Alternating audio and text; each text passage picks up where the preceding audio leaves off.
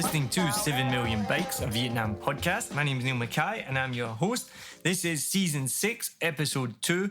Don't forget, you can go back through the whole catalogue and find all 5 seasons of 7 Million Bikes. Make sure you subscribe and turn on the notifications. Make sure you follow 7 Million Bikes on Facebook. Go on there and give it a like. We're also on Instagram. And make sure you subscribe as well. Turn on those notifications too. If you do enjoy this content, then please go on the link in the notes for patreon.com and you can become a member of a Vietnam podcast and you get some cool benefits like free tickets. You'll get early bonus content as well. If you just want to buy me a coffee, there's also a link in the show notes. You can send me a coffee as well. So thank you very much to the previous people that sent me coffees. They were very much enjoyed, so very, very much appreciated. Season 6 is sponsored by our good friends over at Eddie's New York Deli and Diner. If you are in Saigon, then make sure you go check them out. Tell them that 7 Million Bikes sent you. They got 2 locations now, one in D2 and one in District 1. And at the moment, they also have a pop-up diner in the Takashimaya Center in Saigon Center, which is only there until June 7th. So make sure you go and check it out because it may be the world's smallest diner. So make sure you go down there and check it out before June 7th. If you've seen the show Riverdale on Netflix, you'll know exactly what Eddie's is like. It's a slice of home comfort no matter where you're from in the world. Make sure you check out Eddie's New York Deli and Diner in D1, D2 and the Takashimaya Mall until June 7th. So enjoy episode 2 of 7 Million Bikes, a Vietnam podcast. I'm excited to introduce my guest today. She is multi-talented, multi-country, multilingual. She's an MC, actress, YouTuber. She's from Russia and France and another guest that speaks 5 languages. My guest today is Micka Chu. Oh, wow. Hello, everyone. I'm blushing right now, actually, because of this lovely presentation, but it's all true. Yeah. So, yeah, because there's a bit of a tie-in here. So you recently did a video on YouTube with Nimai, who I did a YouTube video on her channel, and she was previously on my podcast. Saigon is a small world, I guess, right? But she also spoke 5 languages, and you make me feel so inferior. Oh, come on. No need to be inferior. It's like I always ask to people, like, do you need to learn these or these languages? Like the need. When you need to do something, you will have it done, whatever it takes. So I need it. Yeah, I've never needed to. And I often make the joke that I can barely speak English, so... Oh, come on. Just because you're Scottish, come on, be nice to yourself. Self-love, guys. My English is good for a Scottish person, I would say, but there are some Scottish people that they are unintelligible. That's true. If you guys watch Outlander, you know what Neil is talking about. Yeah. We were just talking about this before. So you're a big fan of Outlander? Yeah. And why is that exactly? Oh, come on. If you ask the question, you know why. I have eyes, so that's to use them. So guys, just watch the show. You will get it.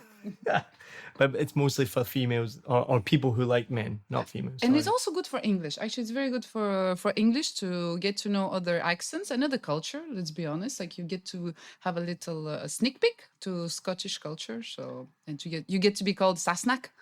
So that's lovely. But so I haven't seen the show, but I have heard about it. Is it not a fantasy show? It's a fantasy. So it's based set like hundreds of years ago.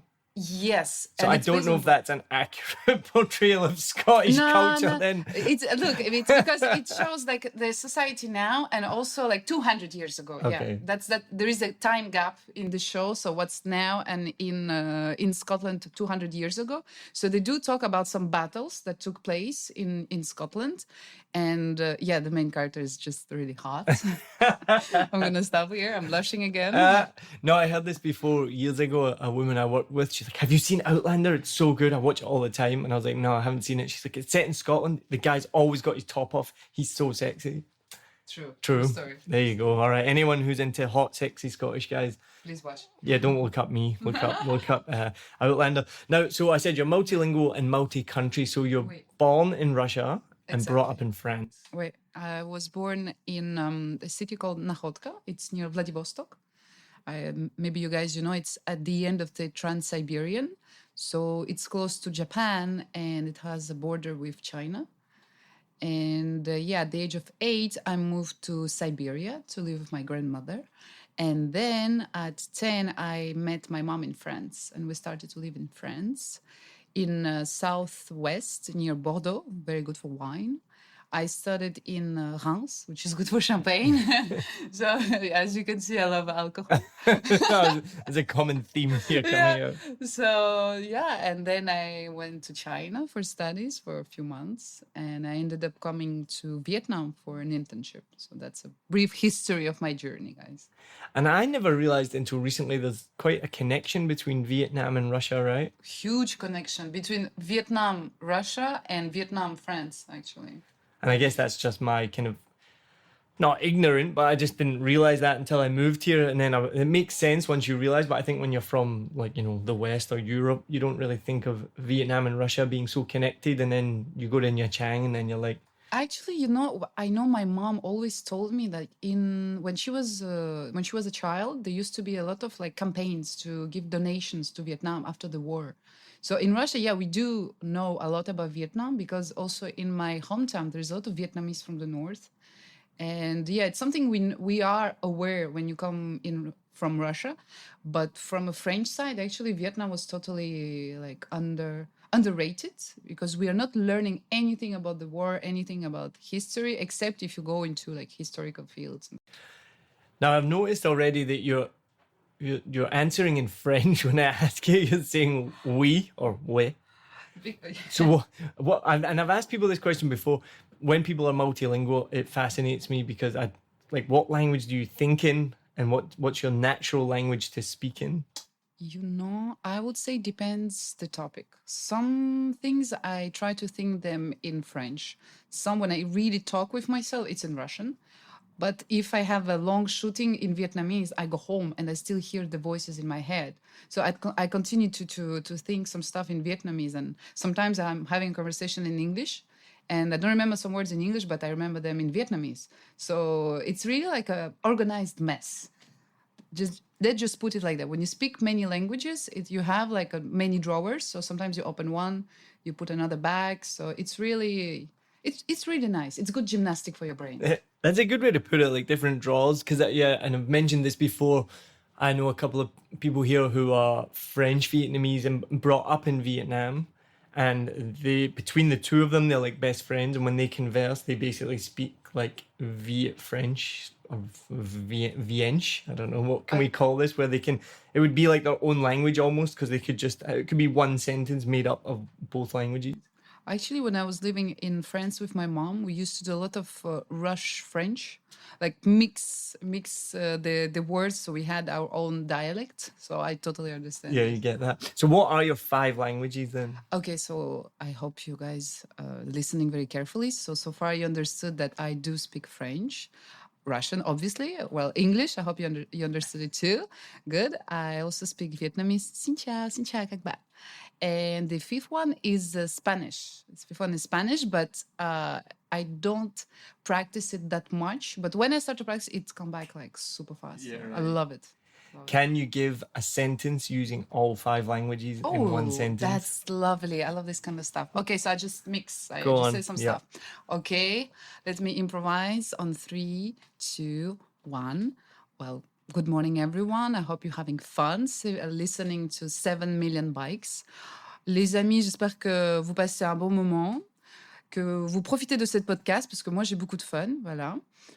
Так, друзья, скажите, кто тут русский вообще? Мне очень интересно uznать. Các bạn ơi, ở đây có một số người Việt Nam không? Người miền Bắc hoặc là người miền Nam? Hola, queridos. Yo quiero bailar, yo quiero hablar español y yo no tengo muchos amigos. Pues si tú quieres practicar conmigo, pues séndeme un mensaje y vamos a hablar español. Sí. Voila. That was amazing. You managed to. There's so many listeners now probably be like, oh my God, they're speaking in my language. Hopefully. I love the different cadence and rhythms of every language. It's so nice. You know, when you speak one, you switch from language to another, your personality change also. So that's why I have some like 5 personalities now. Yeah. Interesting. But I could imagine that because of that different cadence or the different energy you have to put into these different languages. So how would you say, what personality traits change then with the language? Sorry? Like, how does your personality change with each language? That's a very good question because it's like I live it from inside, but I never been asked to explain it. Okay, so when I speak Russian, I feel myself like strong, you know? I could see your back stiffen up. Right? Like like it feels like the Yeah. Russian language. But then when you spoke Spanish, you suddenly smiled and you became like really well, like yeah. energetic. Your hands started moving.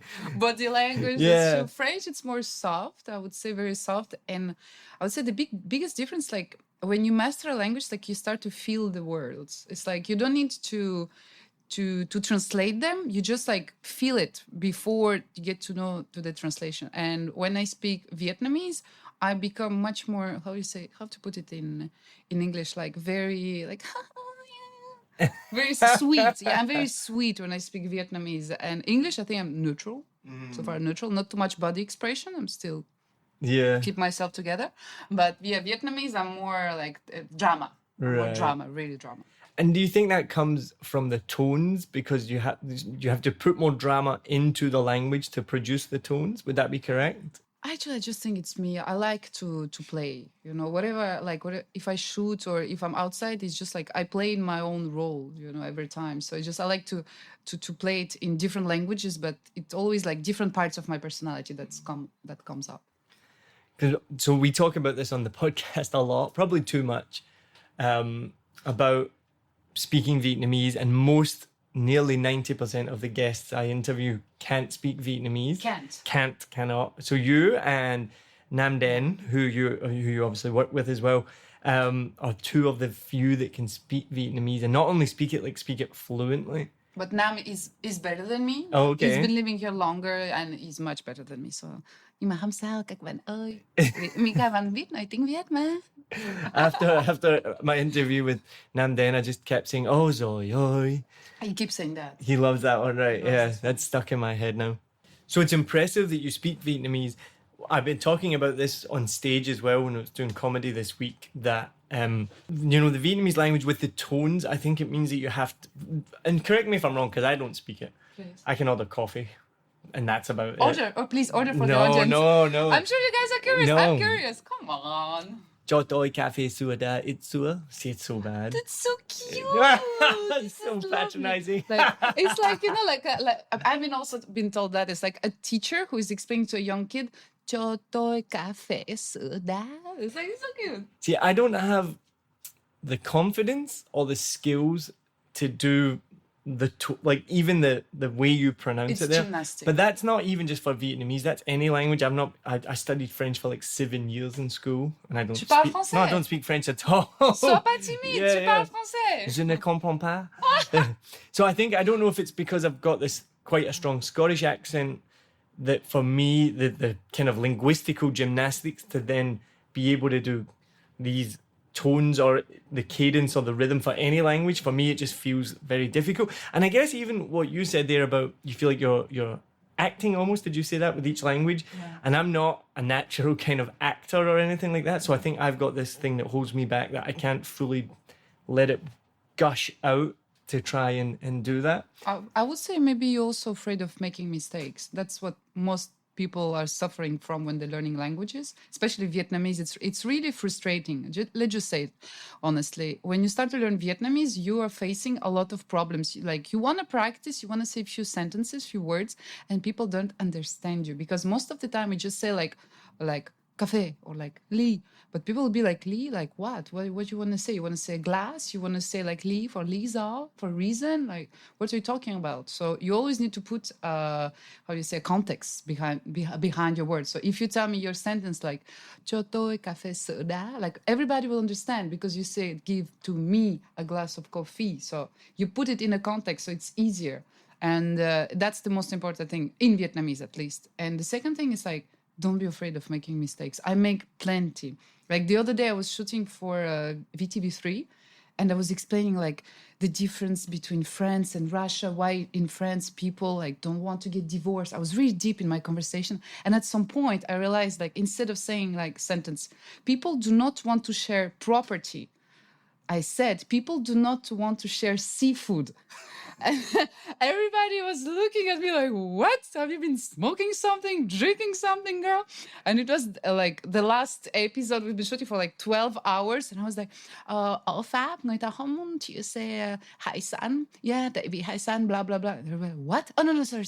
Tài sản. This means property. So, yeah. So Hai San is seafood. It's seafood, and yeah. then what's the word for property? Property is Tài sản. Thai San. So yeah, that was very funny. But I'm always making this kind of mistakes, and hopefully people find it cute, and it's also part of myself, you know. So my advice for anyone who want to learn Vietnamese or even another language, like foreigners who make mistakes, it's always cute, always.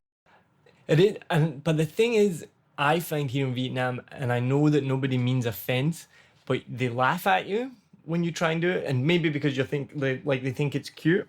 So even my friend Kim, everyone who is a regular listener will know who Kim is, one of our best friends, and she does it, like, and I'll try and say something and she laughs at me, and, you know, and then Lewis, who's the producer, will be like, Kim, don't laugh.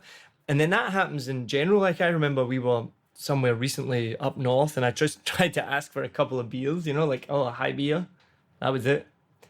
And the whole kind of gaggle of Vietnamese people were all kind of laughing and pointing, and it's really off-putting. And I know they're not being mean. I know they're not being like, oh, look at this dickhead trying to speak Vietnamese. But it's really off-putting when you try and speak and then someone laughs, you know? I really feel you. And I had to go through some reactions like that. Even now, sometimes I go in a shop or in a coffee place and I start to speak in Vietnamese. People either reply to me in English, that really pissed me off, or they just pretend like, what? But okay, now everybody understands me pretty well, so I don't have this problem. But for example, yesterday I went to look for a new phone and I entered the shop and the guy started to talk to me in English. Before I would be like, no, I want to practice my Vietnamese. Let's put it in Vietnamese words. Now I was like, whatever, okay, let's talk in English. And then another employee came and they were talking to each other like, oh no, we don't have this phone, blah, blah, blah. So at some point I just turned my face and started to talk to Vietnamese to the other one. And the first guy was like, oh, but why didn't you tell me you speak Vietnamese? I was like, but your English is so good. Maybe you wanted to practice. So like, that's okay. So I ended up talking with both of them in English and Vietnamese. So my point is like, just go with the flow. Like, I don't force people anymore. So if they want to speak in English, fine. If they prefer Vietnamese, even better. Like, no. And if you're laughing, please laugh even more. Well, that happened to me in the beginning as well, trying to speak Vietnamese in the very beginning, and then people speak back to you in English, and you're like, so sometimes it can be quite difficult to even be able to practice your Vietnamese because they just would rather speak to you in English. Especially in Saigon, in big cities. In big cities. But I think it's also a good thing because like I'm really surprised. Like when I came in Vietnam, Vietnamese people can speak English so good. And this is the moment when I'm really, really ashamed of France. Désolé, les amis.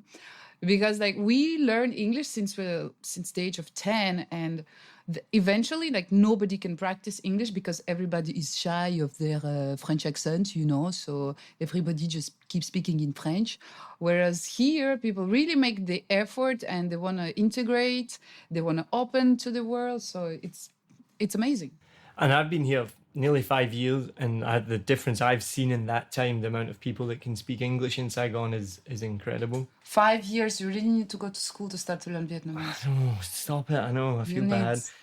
Well, I don't feel bad enough to actually go and learn it. I hope to motivate you. I really hope to motivate you, that's all. It's like everything, it comes down to time and money, right? It takes a lot of time to learn a language, and it does cost money to learn the language too. Actually, I'm gonna give you a tip also to you guys. If one day you want to learn Vietnamese and you're in Saigon, there is this amazing public university called Trường Đại học Khoa học Xã hội và Nhân văn, translated like the University of Humanities and blah, blah, blah. I don't know it in English. And basically, it's a public university, so teachers who practice, who teach a lot every day from the north, from the south. The fees are really reasonable. And there is plenty of foreigners with different backgrounds, with different levels. And this is where I learned most of my Vietnamese. Okay. I'm still going there, and I think it's really the best. It's cheap. So I highly recommend whenever you learn a language, just go to the public institution. Don't go to the private ones. Okay, send me the link for it and I'll look it up. I know I should do Yes. it. And it's obviously opened up a lot of doors for you then and people like Nam Den as well. I think as a foreigner, if you can speak Vietnamese, then it's much, much better for your career, right? But my conception was a little bit different. It's like I know what is the feeling when you come in a foreign country and you cannot understand the others.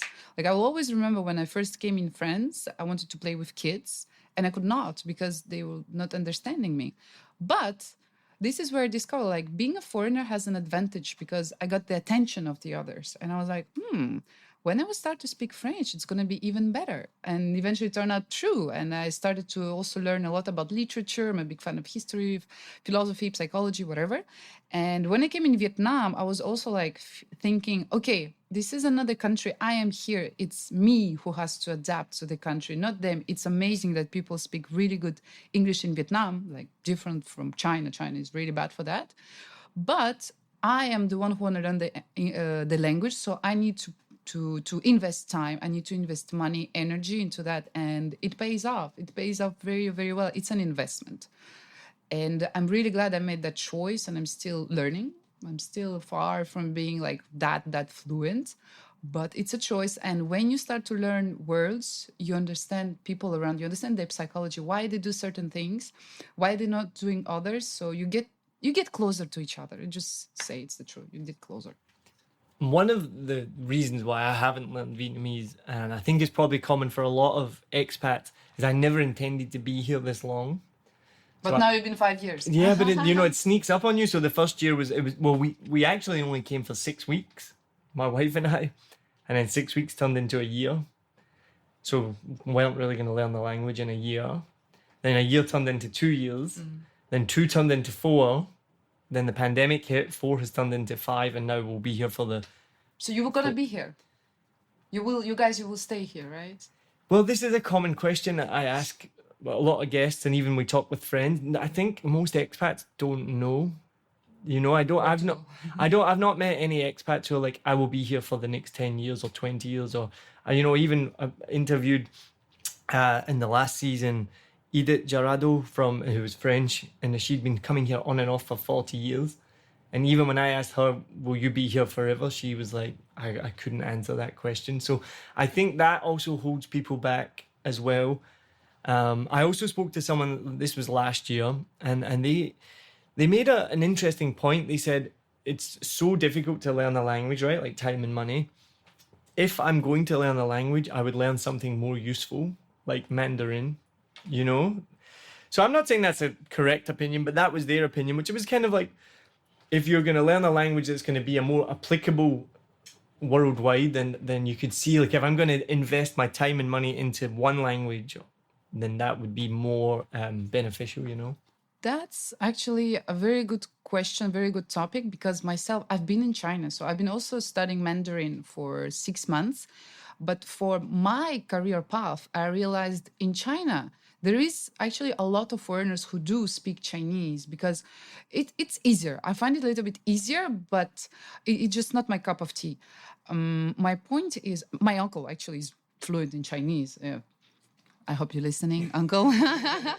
But my point is like, yes, it's true. But when you think about it the other way, in Vietnam, there are more than 95 million of people, first thing. Second, there is a huge population of Vietnamese all around the world. So if you're talking about investment in a language that people talk, it's nearly 100 million people in the world. So that's a lot. And the third point is like, the economy is growing very fast. I can see myself, I've also been here for 5 years, by the way. And I can see like in 5 years, so many things change, so many things evolved, developed, and it's going really fast. And just for myself, I was like, I don't want to miss that. And because I'm working in entertainment, so of course it did open a lot of doors. And I got lucky to get a lot of shows because of my Vietnamese. And it's just, I didn't want to be another foreigner who is just like living here, enjoying the lifestyle, but not like putting that effort. I wanted to be different for just for me, to at least to have another experience. And it's true, like you, I didn't know how long I'm gonna stay, but at some point I was like 1 year, more than a year and a half, and I had Vietnamese boyfriend. So this is also how I started to learn Vietnamese. Yeah, guys, come on. I'm sure you know when you have a foreigner a partner, it's easier, right? Anyway, so he did teach me. He did teach me a lot of stuff. But then I went to school, and yeah, it's just like when you like something, it's like going to the gym. You go to the gym to work on your muscle, to work on your how you call to feel good. So it's same with languages. You do it also to feel good, and it's really rewarding. So don't be shy. Now, I like that you said, of course you were learning because you had a Vietnamese boyfriend. One of my criticisms, and I've done a bit about this on stage for comedy, is the amount of Western guys with a Vietnamese girlfriend that don't speak Vietnamese. And Lewis, our producer, is a case in point of this, that he used to be able to speak Vietnamese. What used to be? What do you mean used to be? He lived in Vietnam without Kim for a while. And so he learned like a little bit of Vietnamese and could speak it. And now he's, yeah, I wonder if he can hear us from the other room. He's too kind of shy now to do it. And he just lets Kim do all the speaking. But I think that's really common. I've got other friends, Western friends, with a Vietnamese girlfriend, and their Vietnamese is worse than mine. And they don't try to speak it at all. And they could have a teacher and instead they have a translator. You know, that's sad. I think it's really sad because also when you are a couple and you talk in a different language, it brings another dimension to your relationship. So that's why. So we split up with that guy, just to make it clear in case people are listening. But my point is when you have a foreign partner, it's really a chance to get to know each other on another level. So when I was with this guy, obviously, I just told to him, look, if you're not teaching me Vietnamese, I'm going to find someone else. And it worked. So you see. So guys, don't be shy. This is the best strategy ever. Always work with me. No, we'll move on from Vietnamese. But before we do that, I'm going to tell you the same thing. Well, we're going to go through the same thing that we went through with Nam Den. Okay. Now, and this is one of the reasons why I can't speak Vietnamese, okay? It's one of the reasons why it's so difficult. And I do this on stage, and I have either a friend come on stage or I'll have a random Vietnamese person come on stage and say this for me. Okay, so we're going to practice with you. Nam Den did this as well. Okay, so you can take a 3-letter word in Vietnamese, right? N-A-M. N-A-M. Okay, Nam. Now, based on the inflections or the tones, it can have up to 7 different meanings, okay? So I figured this out with my Vietnamese colleague one day, and we've put it together in a sentence, and I'll have a Vietnamese person say this on stage, and it normally gets a bit of a laugh, right? So you're going to see if you can do this better than Nam Den, okay? True. So these are the 7 words, okay? So you have 5. Nam. Year. Nam. I'm already laughing. The man's name. Nam. Okay. Holding. Nam. Yeah. Lying or lay. Like fuck, I forgot this one. Nam? I don't know. And mushrooms. Num. Okay, so this is the sentence, okay? I lay in bed with a man, Nam, holding 5 mushrooms for 5 years. Wow, okay, I'm gonna try because the difficult point now is I don't remember the accents now. I do remember some, but not all of them, so it will sound exactly the same. This is why it's so difficult. Yeah. 1 word, 3 letters, actually, 7 different if you names. have it written, then it will be easier. Then I can read. Let me write it down for you. Otherwise, you guys will think I'm a scam, you know. No, she doesn't speak. But I'm going to write it in English, not in Vietnamese. No. I need in English because I'm afraid I'm going to read the tones wrong. But I'm writing it in English. Yeah, but you write it in English, but then it's going to translate in Vietnamese. No. Oh, you wanted me to die.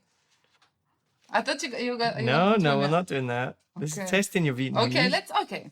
That's okay. As I said, I make a lot of mistakes. Okay. This is the English sentence. I lay in bed with a man, Nam, holding 5 mushrooms for 5 years. Nam boy. Nam. Cho 5 năm. All right, can you say it faster? Go. Oh no, that's hard. I'm so bad in any language. Actually, this is really my not my cup of tea. Okay.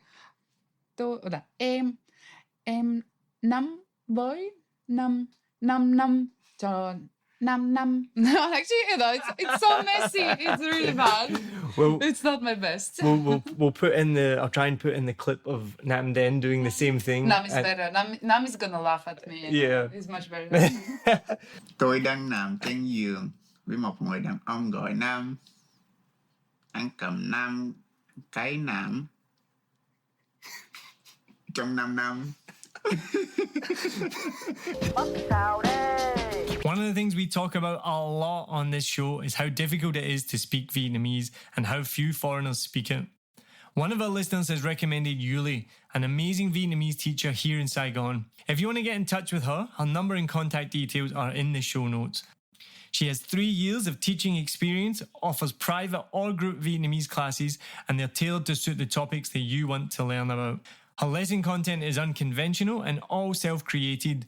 Lessons are conversational, and she uses tools such as Anki, which is a flashcard app used to study vocabulary, and Google Drive, where all notes and recaps from each session are stored in a private folder created for you. Lessons can take place at a location of your choice, or if you're not in Saigon, they can also take place online. So for more information, check out the show notes. Her contact details are there. So let's move on then from Vietnamese. So you do a lot of work with Nam Den. You do a lot of work on television. As we mentioned in the beginning, you're an MC, you're an actress, you're a model. You're now a brand ambassador for Savyu. You have a YouTube channel.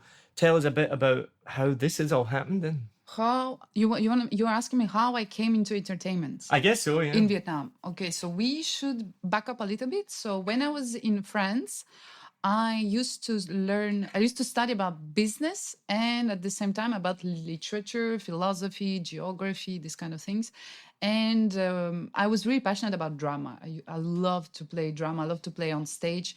This is something that I really like about France, is that drama is really present in French culture and it's deep, it's very affordable. So I went to study at conservatory. Yeah, at concert of my city, a conservatory of Reims. I used to play in some different plays, funny one, like sad ones, different types of characters. So it was something like really in my blood, playing, acting. And when I came in Vietnam, the reason why I came in Vietnam, it was to do an internship in a cosmetic company. And every day I was going to work, from 9 to 5, and I just started to find my life a little bit boring. And I got noticed by a modeling agency.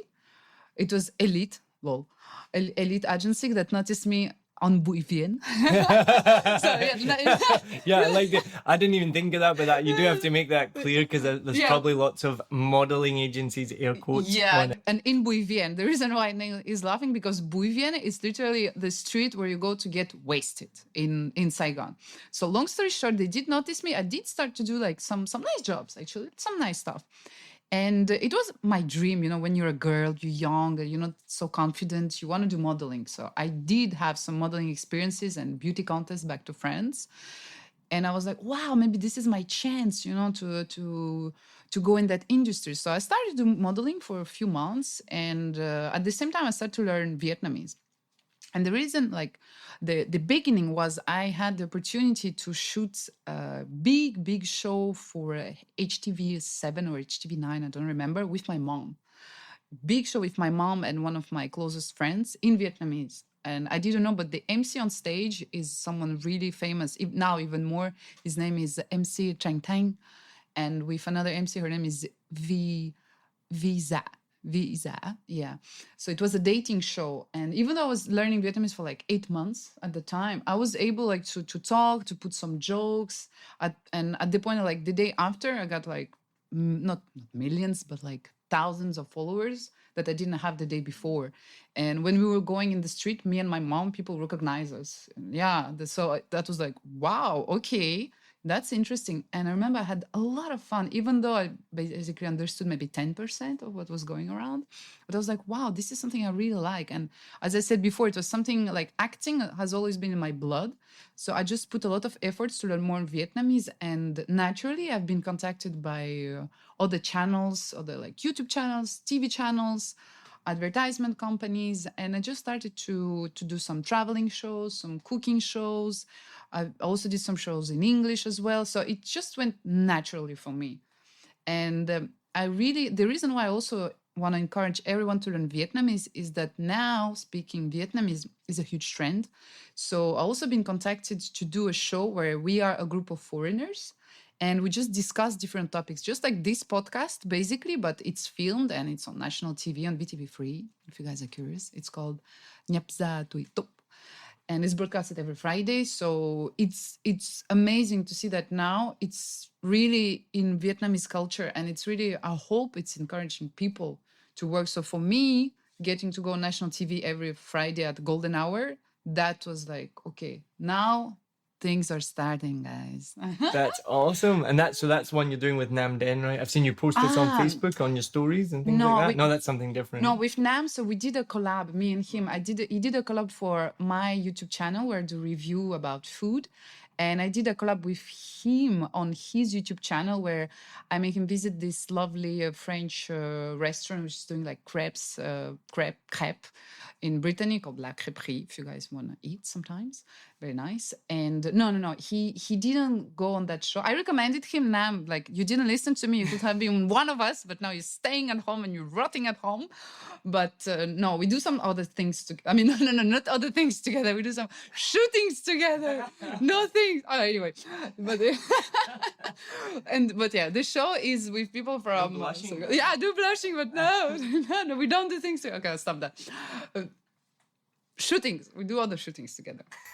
And it also sounds creepy. Video project. No, yeah. I just stop here. I do nothing. They'll give you a spade and you can just keep digging a deeper hole. There you go. That's fun. So what's been some of the highs and lows then since you've been in the entertainment industry? Highs and lows. You know, something that I'm really happy I have learned and I noticed not so many people are comfortable with, it's to living without security. So when I just started to go on this path, I was not very known among agents, like not so many people knew about me. And so it was hard to get some jobs, honestly. And, you know, sometimes you have the TED, you have some events. And I remember some months was really hard. So I was also teaching French at some point. But I learned to feel really confident, to feel really secure without having any financial security background. Because when you go on that path, and for me, I work full-time in entertainment. So you need to learn, to not know what is going to be your schedule for the next 2-3 weeks sometimes. And then sometimes you're just like fully booked. You're working every day. You feel really tired. So that's the thing, a little bit difficult, I would say. But at the same time, it makes you stronger. So I learned to be really confident in any situation because now I have a mindset of a warrior. It's like, I know whatever happens, I will find my way out. Like if I get stopped by a policeman on the road, for example, if there is no job, now I just work on myself, I just check what are the shows that I would like to do. Like your podcast, actually, true story, I wanted to tell you. So when I met Nam, we met and he told me, I just did this podcast, 7 million bikes. So I checked about this podcast. I checked about you, Neil. And I was like, oh, actually, I would like to do this podcast. It sounds lovely. And then I totally forgot. And a few days ago, you contacted me and I was like, whoa, this is really good. When you work on yourself, you get the results you want. So now you're talking about the ops. So I'd say working in this industry helped me to also rely on my own skills, on my own inner power, to attract good things, to attract positive people, good opportunities. So that's the main thing I learned. That's so cool. I got a big smile on my face. I love that. Just stage. I wanted to tell you that. That's so cool. Yeah, I forget that. So as people will see, if they look on the Instagram, you'll see a picture that we've taken. We're in this little closet. And even from the beginning with the podcast, it's kind of like just me with someone else sitting, a little microphone, and we just have a natural conversation like we're doing. I forget that people listen. True, yeah. Now I forget too. Yeah, right? I forget that this little recording that we're making, as I told you before we started recording, we'll now listen to on every continent. Oh la la. In the world, which is amazing. I can't remember how many countries, hundreds of different countries.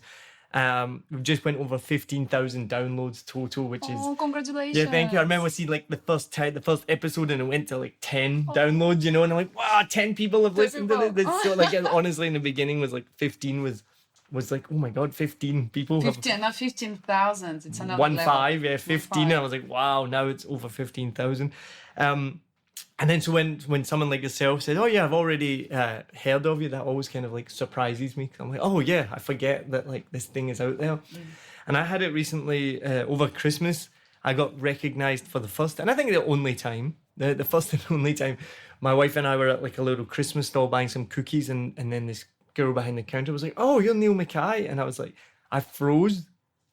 I was like, and my wife had to nudge me. She's like, say something Who's back. this bitch? No. Who's this girl? Yeah, Why is she talking to you, huh?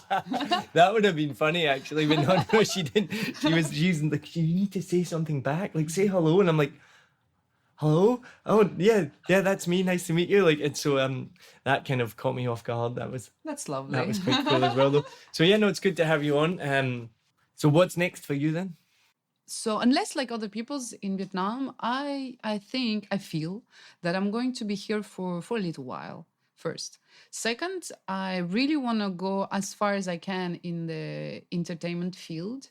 I think I bring some fresh air in the industry that can make, my purpose is just to make people happy, to make them smile, to make them laugh. So as long as there are people who feel my positive vibes, I know that I need to continue in that way. So the natural way, my dream, I would say, would be to do like a, not how you call it, sitcom. I would love to do a sitcom in Vietnamese for Vietnamese audience, because most of the things I do is for Vietnamese audience actually. So I would love to do more like movies, more acting in Vietnamese, and more shows where I can either interview people or I can experience amazing food in Vietnam, traveling, just like continue to bring my vibes to Vietnam and just be thankful, because it's thanks to Vietnam I got to really develop myself, I would say. So working in entertainment, it's like I give and I receive. So I just want to have more opportunities to give to people,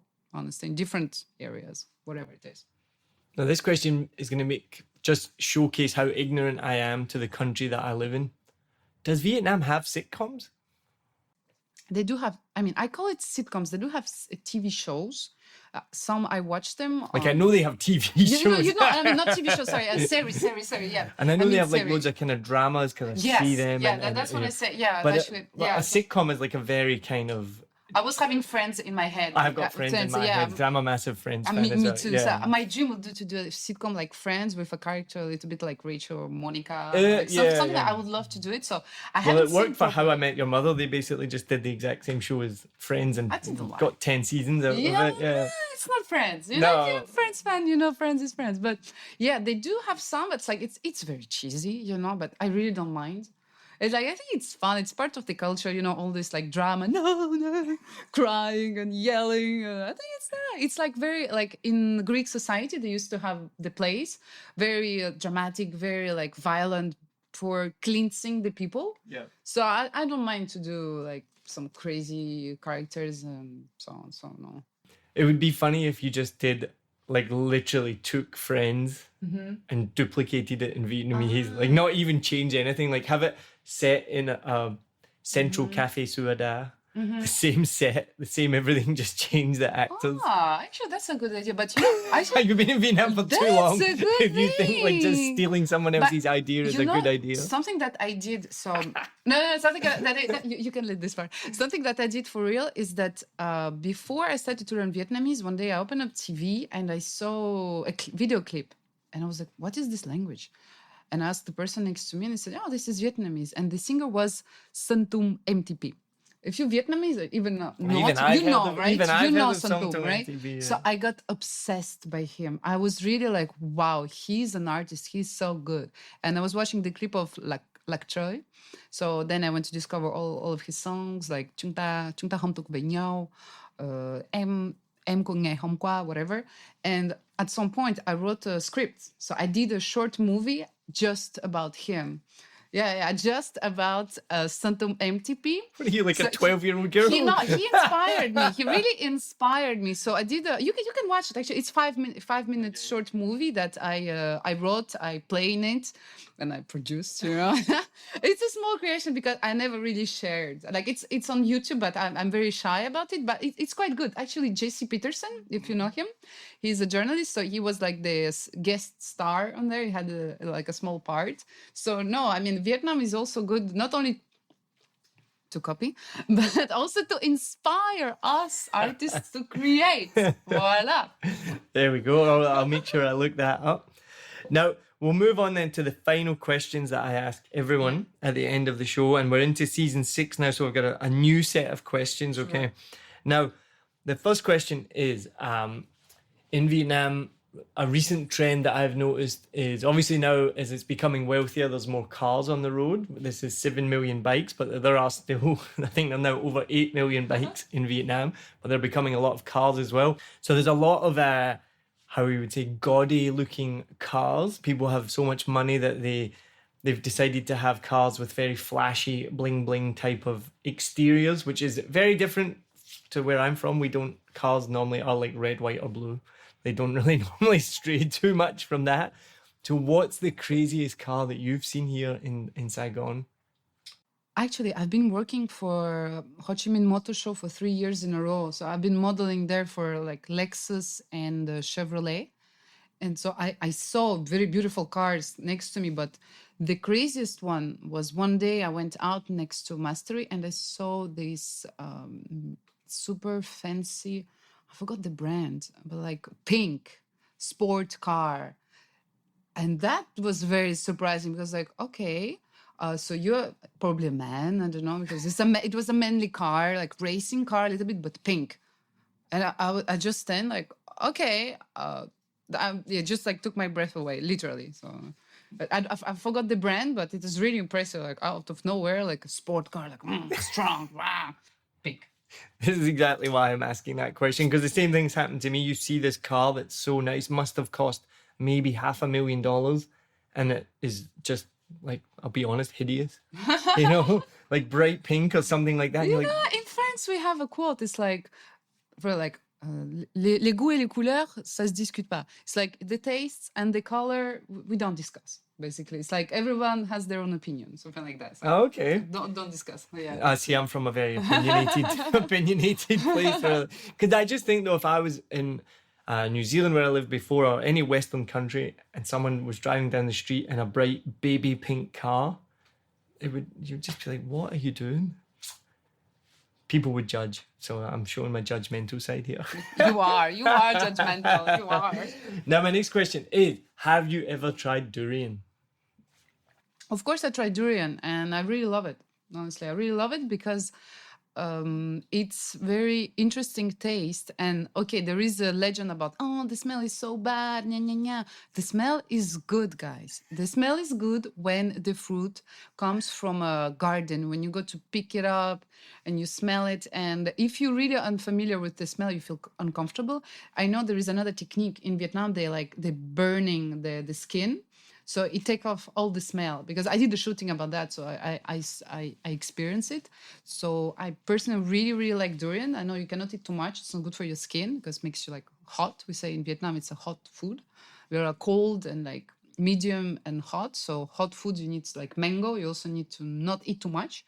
So long story short, I love durian. I did a lot of shows about it, and even my mom likes it, but she doesn't like the smell though. Yeah. I sound like a terrible person as well. I don't like it. You should try a hot Vietnam. Do you know hot Vietnam? It's the little egg with the little tiny animal inside. No, I don't want that either. No, you should try. It's very good. It's good for your health. It's good for a pregnant woman and not pregnant woman, because I was going to say, I'm not a pregnant woman. You're not a pregnant woman, yes, but you need calcium, right? So this hot Vietnam has a lot of calcium. So the secret is when you eat, you don't look. Yeah. You don't look. You don't look. So for anyone who doesn't know what hot Vietnam is, can you explain? Oh, sorry. Yeah. So hot Vietnam is a duck egg, which has been cooked with the little ducky duck when he's already unfertilized, right? Unfertilized. But I mean, you see the animal. Yeah. The animal is there with the yolk, right? The yellow part with the yolk. So the animal is not yet formed, but there is still the meat. So when you eat it with the yolk and with a little bit of salt and pepper, it just tastes amazing. You just eat one or two and you're so full. Very good. Natural source of nutrients. I think when my mum visited, she tried it. I haven't tried it. Oh, just don't look at it. I'm not a brave eater. I could never do like a cooking Really? channel or anything like that. Actually, I did a show recently when I was eating. You ready for that? The testicles of how you call it in French is bouc. It's the one. Is the guy of the sheep. Of the sheep. How you call it? A ram? I think so. Yeah, but it was he had huge balls. Yeah, and a small penis. So I was really happy to try this on screen. Yeah. Also tried the bloody cake. So it's a cake from blood. So we have that similar thing in Scotland, like Oh. blood pudding, and I Blood don't pudding. eat that either. I tried that because I'm very brave, and then I like to do these kind of things on camera, especially on camera. Yeah, you know? right. Oh, and I also try, the animal in the coconut, the little worm, which is live. I tried this one on TV. It was a huge disaster because I start to chew and then there's juice all over the place. So it's coconut worm. Oh, no, Living, I don't and it's know like this one. moving like that. I need to eat it alive, So yeah, that's shocking. So oysters can go to rest because oysters are for babies, nothing shocking about them. But yeah, the coconut worms are. See, I'm really boring. I don't eat like anything like that. Yeah, I can't. I don't like putting weird things in my Challenge mouth. for you. Yeah, I know. Don't That like would. to put things in my mouth. Yeah. Sorry for your wife. Now, what is something that happens in Vietnam that would be looked at strangely where you're from when you can decide whether that's Russia or France? What's something that happens in Vietnam that would be looked at strangely in your home country? People picking their noses in public. It can be on a bike, it can be on a gym, it can be on a restaurant. It's all around. That's the first thing. Second one, it's people sitting in public places with their feet, like I'm doing now, but I'm not in a public place. How you call it? On a chair. Yeah, like I don't know how you would say it. Just resting on the chair. Just resting on a chair with your feet that are visible to all the customers around you. And the third, it's of course Vietnamese driving skills, which are just incredibly unique. That's the expression I'm going to use. 5 years I've been here. Every day I'm still surprised. Like even on the way here, I'm like, what the hell? This guy just like driving down the wrong side of the road at speed towards me. And yeah, every day I'm still I'm just praying shocked. now. I'm praying. When I drive my motorcycle, I go on it and I just pray to arrive safe. That's the best protection, the best insurance I found here. Yeah, for sure. So flip that question. What's something that happens in your home country that would be looked at strangely in Vietnam? First, just like that, naturally, I think it's the way French people say hello. They do like mwah, mwah. Oh, le bis. La bise, la Yeah. bise. I think when you meet strangers in Vietnam, if you do this, people gonna feel really, really shy, really insecure and uncomfortable. No, that's a good one. That is a good one because there's these small cultural differences, which is absolutely 100% normal in France. If you just met a Vietnamese person for the first time, say you'd never met them At the before, party, and you yeah. just walked up and went and kissed them both You cheeks, will be happy. I'm sure the guy will be happy. and very confused. No, they'd be Very like, confused. because I've had it before. I was in a bar, met a friend, Vietnamese friend, and her friend was with her. I gave my friend a hug because I've known her for a long time, and she knows that's normal. And then I went to give her friend a hug, and she kind of like froze a little bit. What Like the I hell? could feel it. Like I could feel her kind of freeze. And I spoke to my friend afterwards, and I was like, "Oh, should I have done that? Was that inappropriate?" And she's like, "No, yeah, she understands." But yeah, you could see like she kind of reacted. And so far in Vietnam, they don't have that kind of close personal contact. Like even I lived in America, and for guys in America, you see your buddy, your friend, you go up and you give them a big bear hug.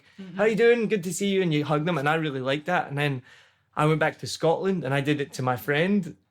And they kind of froze a little bit because for them, we don't do that in Scotland. You don't like hug your buddy. You What you give do? them a handshake, A handshake. or be like, oh, how you... And Just, ladies, how you say hello? To ladies? see, I can't even... A shake on the butt. Yeah. I always find it difficult with ladies. Even when we met today, I kind of gave you a hug and you kind of were like, oh, okay, we're doing that. Yeah, yeah, that's But true. I never know what... I find it awkward sometimes. I never know whether do you shake hands, do you give a hug, do you give a nod? Like what? With ladies, I always do hug because I don't know. I feel, it's okay. But, sometimes also guys, they may feel it a bit, oh, maybe my girlfriend. I mean, maybe it can be inappropriate. So with guys, I'm always like, I don't know. Yeah, see, it's difficult, right? Like, I'm quite like a huggy. If it's first time, I'm quite a huggy person, then so next time we meet, I'm gonna hug you. Yeah, that's okay. But so, like, sometimes I do it, like when I met you this morning, and I was like, oh hey, and gave you a hug, and then as I did it, though, I was like, should I have done that? Like, you know what I mean? Yeah, first time it's a little bit maybe. Yeah. And then what do we do? Do we shake hands? I find that weird as well. What is it? We started with shaking hands. Yeah. Well, we know now we can hug. Now we can hug. But that is a good one. I like that. That's a good thing. Because the reason I asked that question is because it's easy when you're here to be like, oh, that's so weird because we live in Vietnam. But then there's loads of things from our own country that are super weird here as well, right? Another thing, and that's from Russia, is like, I never really experienced that, but I know sometimes people, they kiss on the mouth to say hello. Like my mom, when we went back to Russia, one of her closest friends, she came and she's like, mwah. Just kiss her mom. She was like, what the hell? Like, is this really happen? And then her dad came and kissed my mom too on the lips. Like just how you say, a smack? Yeah. Just a smack. So that's, whoa. But so that I know people do sometimes with like really close friends, but like it's weird, right? When two adults like being related and so on, just kiss on the mouth. So I guess if you do that in Vietnam, people just gonna have a stroke, literally. I mean, I would find that weird if someone just. But again, culturally, if that's what's normal, then it doesn't make a difference, right? Now, final question: you've been here 5 years as well, same as me. What advice would your current self give to your previous self about moving to Vietnam, or before you get to Vietnam? I will just tell her, do what you do. Because when I first arrived in Vietnam, my luggage got lost.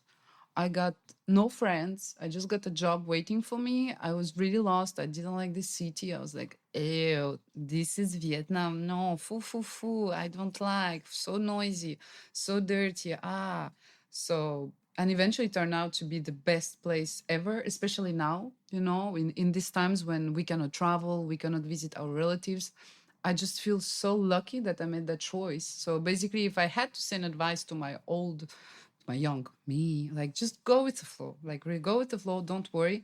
And now, special message to all my friends in France who's been criticizing, what are you doing in Vietnam? Vietnam is not nice. It's a poor country. Ha ha. Now you guys are frustrated. Ta-ta, because I can go out, drink wine, do some other stuff like that I can mention here and be happy. Ta-ta! And on that note, we will finish the podcast. That's awesome. I will let you know afterwards when the episode is published how many people from France listen. Oh, please. And all the hate mail that I get from... Oh, the hate mail? No, I'm kidding. No, we never had hate mail yet, but who knows? Maybe it's going to be with me the first one. Oh la la. They're going to be like, I'll get people from France saying her French is terrible. I'll have people from Russia emailing me, her Russian is terrible. Who is she? Yeah. Maybe she's African. She's not one of us. Nya. So before we finish up, tell the listeners, where can they find you, follow you, watch you? You're obviously doing lots of different things. Where can they see you? So you can first find me on Facebook. This is where I'm the most present. So Micka Chu, Micka space Chu CHU, which is not your real name. Let's be clear. Which is not my real name, like because in Vietnam especially, some people ask me, "Oh, Micka Chu is your real name?" And then I got the question, "Is your hair your color?" My hair is gray. I got like, really? I'm 29. Come on, not 69. Jesus. Then okay, let's go back to that. You can also find me on YouTube on the channel Savyu Vietnam. Savyu is SAVY YU in French. So SAVYU space Vietnam. This is where I do food review in English and in Vietnamese. You can also find me on the current show going on VTV3 called Nhep Za Tui Tup. Okay, that if you're Vietnamese, you will find me. If you're foreigner, it just went right over my head. Yeah. Just check on my Facebook profile and Instagram. It's also MICKA with space. No, not space. Oh, dash. Underscore.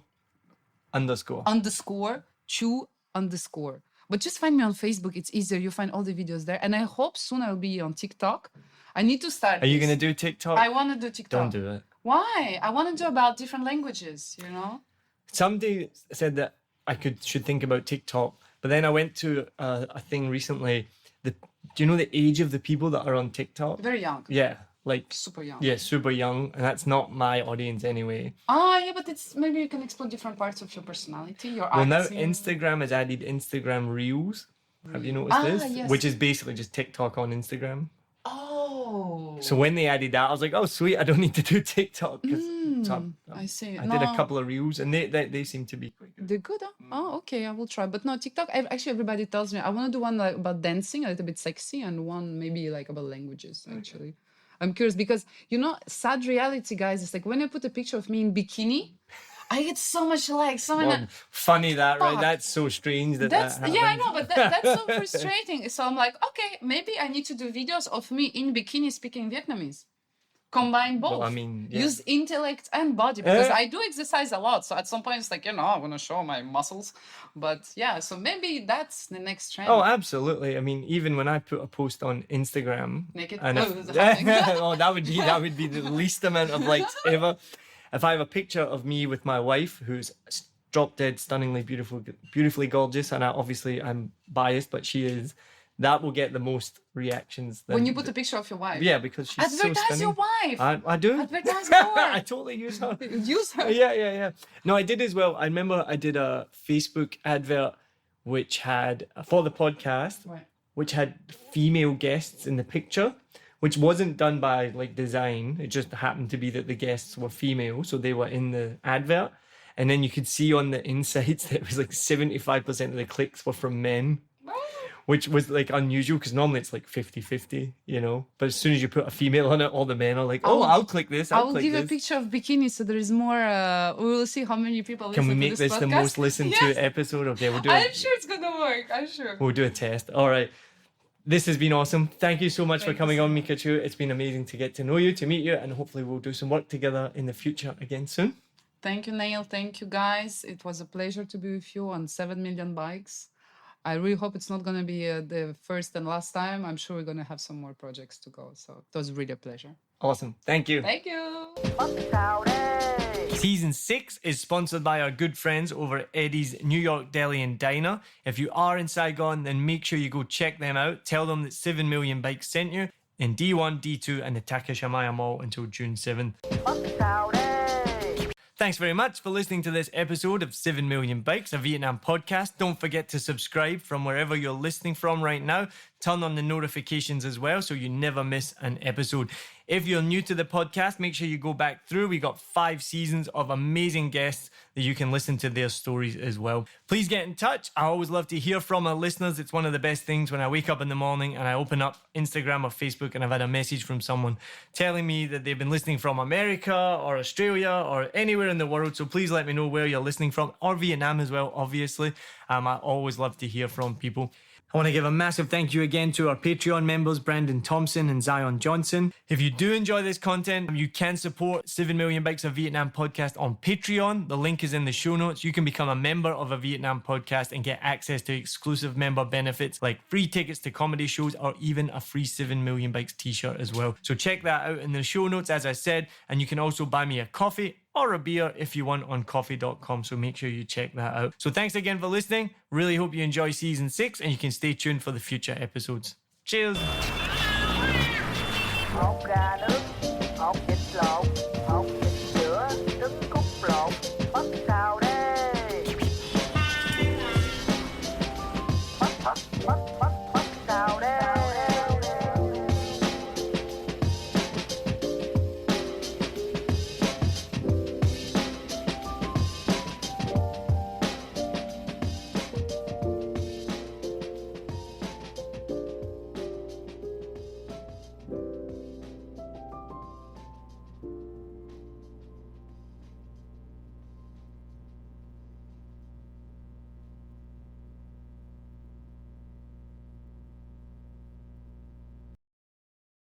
I hope you enjoyed this episode. If you're like me, you may use your laptop at places where you have to use public Wi-Fi. This opens you up to digital snoopers. It's a massive problem. It can be your internet service provider, or you know who, looking at what you do online, or a cyber criminal trying to steal your bank passwords or credit card info, or even a hacker at the next table trying to steal your sensitive data. These days, it is vital that you keep your data safe. NordVPN keeps all of these snoopers away. It makes your internet activity private, protects you from accessing dangerous websites that are phishing for your data, and lets you enjoy your favorite content securely, even while away from home. And it's easy to use, even I could use it. I've actually been using NordVPN for years now here in Vietnam, and I'm excited to be an affiliate partner with them. I've used NordVPN to watch Netflix, BBC, Disney Plus with ease, and I also know that my information and data are safe from prying eyes, whoever they may be. Join now and you'll get 68% off and 3 months free when you go to my link, nordvpn.com/SMB. Just again, for those hard of hearing, nordvpn.com/SMB. The link is also in the show notes. I know nobody checks them out, but go check that out and you can get the link from wherever you're listening to this podcast. As an affiliate partner, it also means that I will get a small commission when you sign up, but at no extra cost to you. So not only will you be getting a great deal through 7 Million Bikes, you get a great VPN and you'll be supporting 7 Million Bikes podcast. Stay safe online and enjoy the shows you love. Any questions, just let me know. You know how to get in touch with me. And thanks for listening to this show. Cheers.